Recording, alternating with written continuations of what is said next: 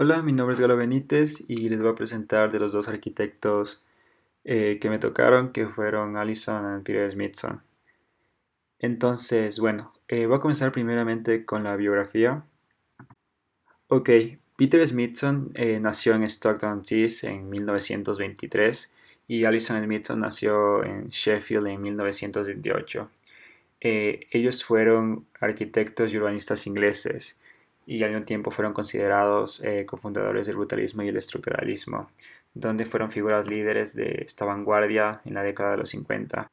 Y mismo Peter Smithson estudió en la Universidad de Durham, donde llegó a conocer a Alison Hill y con quien se casaría en el 49 y con quien llevaría adelante uno de los movimientos arquitectónicos más revolucionarios de la posguerra.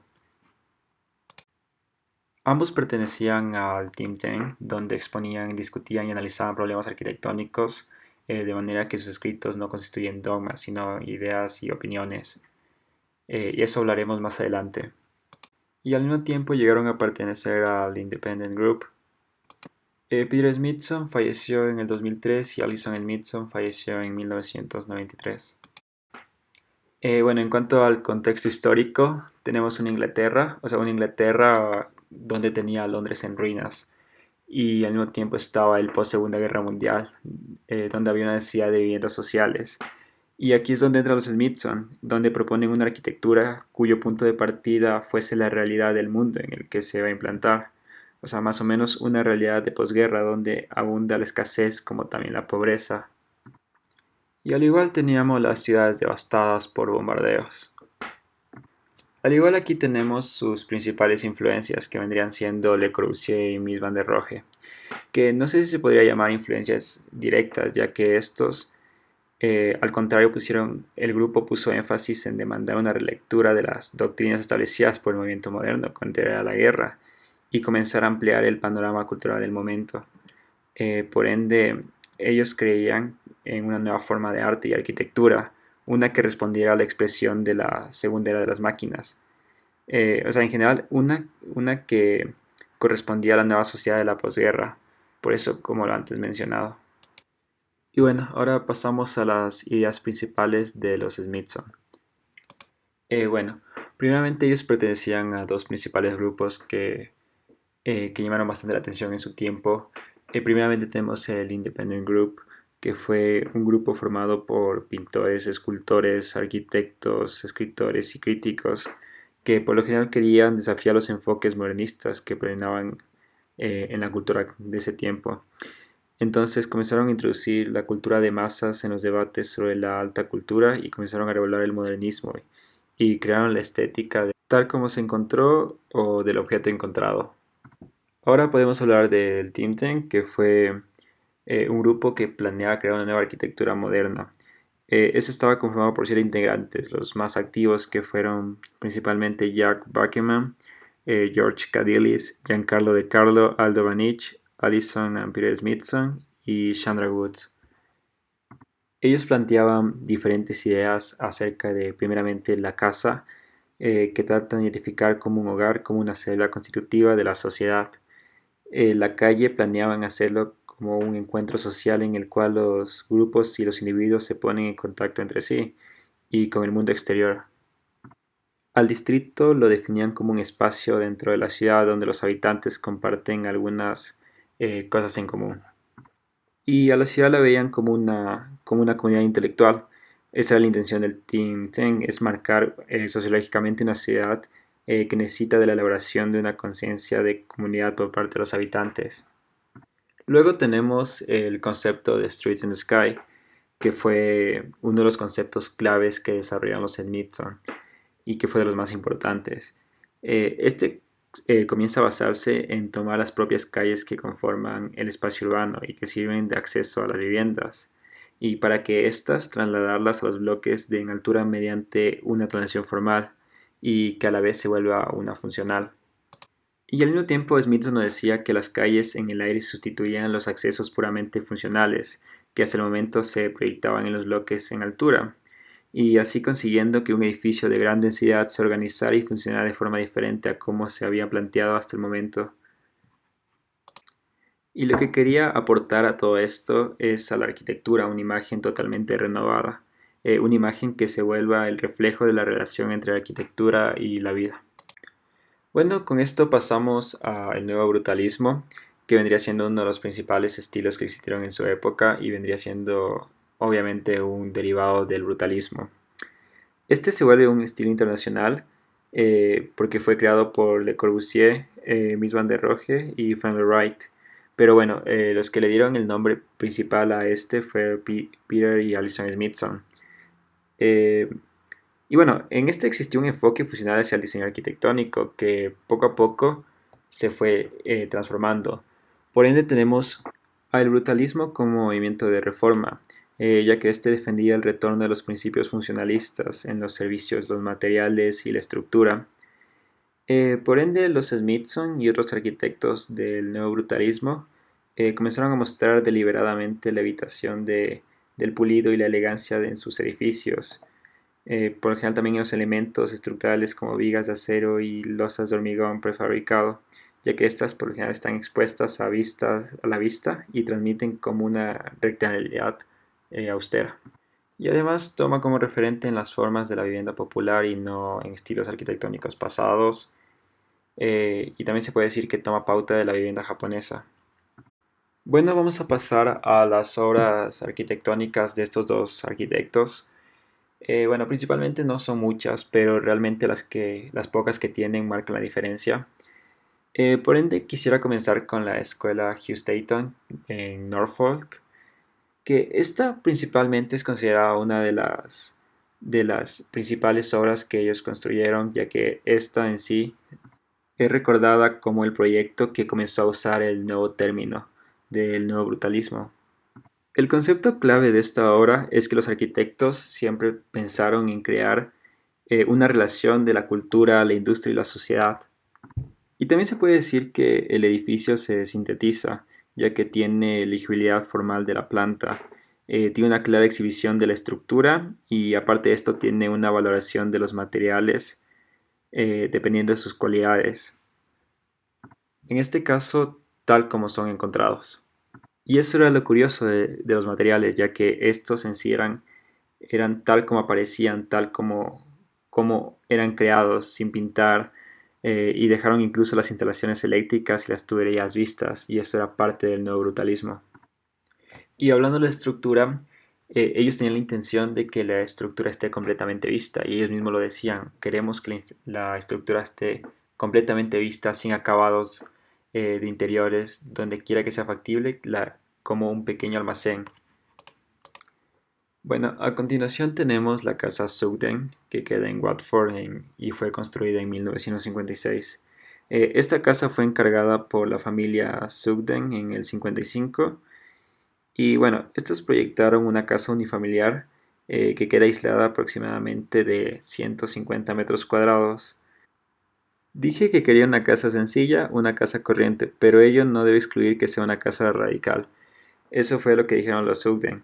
Por ende, ellos querían una casa algo extravagante, algo difícil de complacer, pero al parecer los Smithson lo lograron. Y bueno, la casa construida no fue la primera que los arquitectos diseñaron para el sitio.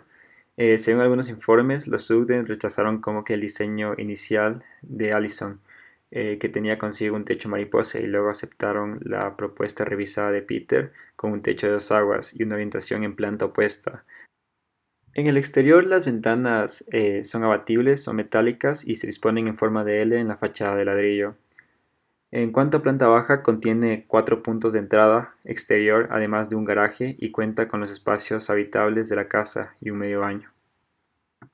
Ahora pasamos al complejo The Economist, que fue hecho en Londres y su construcción fue de 1959 a 1964. El proyecto en general consta de 3 edificios, que vendría siendo el primero el edificio de Borough Club, el segundo de Economist y el tercero de edificio de viviendas. Bueno, a partir de este proyecto, se puede decir que los 3 edificios construidos con piedra arenisca de Portland, que, bueno, esta se llega a agrupar en torno a un patio tranquilo, que suele ser un poco elevado respecto a las calles circundantes. Y bueno, esto sigue la pauta del edificio de Seagram de New York.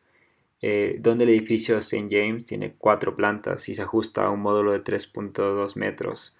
Este volumen quiere ser armónico con los edificios 700 que se dieron en la calle de Carácter y una proporción cuadrada. Por lo general, el edificio de Economist, la torre, se alza hasta una altura de 14 plantas.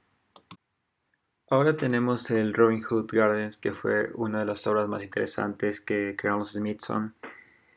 Bueno, este es un complejo de viviendas sociales situado al este de Londres, más o menos en la zona residencial Poplar. Bueno, estos se plantearon una oportunidad de probar la visión de la vivienda social progresiva, ya que del conjunto fue pensado como un ejemplo del concepto de Streets in the View que antes mencionamos, que son viviendas sociales que se caracterizan por amplios pasillos aéreos en largos bloques de hormigón. Algo más o menos parecido a la finca Park Hill en Sheffield, como una respuesta y una reacción en contra de la unidad de habitación de Le Corbusier, que tenía un ideal parecido. Pero esos pasillos son lo suficientemente amplios como para que varias personas puedan caminar, para que los niños jueguen como si de una calle de barrio normal, o como en cualquier lado se tratase. Bueno, la urbanización abarca aproximadamente 2 hectáreas y consiste en dos largos bloques, uno de 10 plantas y otro de 7. Estos son construidos a partir de losas prefabricadas de hormigón que albergan 213 viviendas y que rodea una zona verde ajardinada, que es por lo general donde saben estar los niños, y una pequeña colina hecha de escombros de construcción, que por lo general se pensaba que ahí iba a estar la residencia de los Smithson y iba a ser una parte súper fundamental del Robin Hood Gardens. Y bueno, esto en general se trató como que de la intención de mejorar la vida de las personas a través de este diseño especial, como se puede ver en el diagrama cómo funcionan los departamentos de interacción social. La obra que yo decidí analizar fue House of the Future, que me pareció la más interesante. Esta fue construida en 1955 hasta 1956 y obviamente fue desarrollada por Allison y Peter Smithson.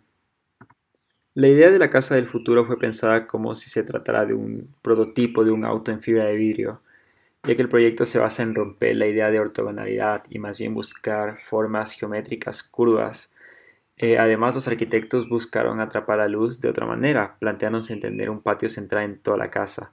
Este patio central es de forma oblicua, el cual se vuelve el pulmón de toda la casa, ya que da respiración a todos los espacios. Además, podemos notar que la casa da la prioridad de vivir un espacio interior, es decir, que prioriza la interioridad. Bueno, a continuación tenemos la materialidad. Y bueno, la materialidad de esta casa se trata de un envolvente que está hecha a base de plástico, madera contrapachada, cubierta de yeso y pintura, ya que estos materiales serán más fáciles de tomar una distinta forma, por eso tenemos esas formas curvas y poder como que asentar esa curva moderna que planteaban los Smithson. Al igual, el centro de la casa poseía un vidrio laminado, el cual permite adaptarse a la forma del jardín. Aparte de importante de la casa también era su mobiliario, ya que este también era diseñado con materiales plásticos de una gran resistencia. También se tenía fibra de vidrio en este mobiliario para que se piense igualmente en la misma materialidad de la casa en el mobiliario. Bueno, ahora procederemos a analizar la planta. Y bueno, se podría decir que todos y cada uno de los elementos de esta casa, y en especial de la planta, fueron especialmente diseñados. Se diseñó la piel, la estructura conjuntamente con el mobiliario, ya que la piel lograba integrar el mobiliario en cierta medida. Además, el tamaño de la casa es de dimensiones reducidas. Además, es pensado para una pareja, no para más personas. Las distintas habitaciones fluían unas en otras a la manera de una cueva donde se va pasando de una cavidad a otra. Además, las alturas y superficies de cada espacio eran distintas, dotando a cada uno de ellos en una dimensión necesaria que sea para una persona. Y bueno, la privacidad se lograba gracias a estas paredes oblicuas que prácticamente están en toda la casa. Y bueno, respecto al cuerpo geométrico, hay elementos de carácter lineal que dan la forma y el perímetro a esta apariencia de caja, porque en general la planta en sí, la casa está rodeada por una caja. Esta contiene a todo el proyecto y da la idea de reproducción en serie, es decir, a una industrialización. Y respecto con las proporciones de la casa, se configura por módulos, como pueden ver en las imágenes. Este módulo es tomado de la proporción de la dimensión del jardín. Entonces, por ende, el jardín está dividido en tres y son tres módulos del jardín que componen a la casa. Y bueno, seguimos con la circulación. Bueno, la circulación se basa en un recorrido perimetral que abunda a partir de la jerarquía que vendría siendo este jardín interiorizado, lo cual se vuelve un espacio continuo que rodea este vacío central por todo el proyecto. Lo interesante de esta casa, también respecto a su circulación, es que todo se vuelve circulación ya que no existen habitaciones. Los espacios se forman mediante muros corredizos o armarios empotrados que no solo sirven para guardar objetos personales. En algunos casos se esconden en su interior una ducha regulada que permite secarse al aire libre, y al ir dividiendo los ambientes, la casa puede ir cambiando su distribución según el gusto o la necesidad de sus habitantes, así creando formas orgánicas que permiten que las habitaciones fluyan las unas con las otras. Lo interesante de esta circulación es que se basó en este concepto para crearla, que fue un recorrido dependiendo del orden cronológico a lo largo de un día. Es decir, se puede ver tres ambientes totalmente distintos, que el primero viene a ser el de dormir, donde tú te despiertas. El segundo vendría siendo asearse o ir al baño, y luego pasas al tercero, que vendría siendo el comedor. Y así se vuelve a repetir sucesivamente a diario. Y bueno, pasando al legado, podemos decir que en España también se puede encontrar varias muestras de este particular estilo de los Smithson. Un ejemplo claro es el edificio de Torres Blancas ubicado en Madrid. Este tiene una estructura de 81 metros de altura, vestido de hormigón armado diseñado en 1961 por el arquitecto español Francisco Javier Sáenz de Oiza.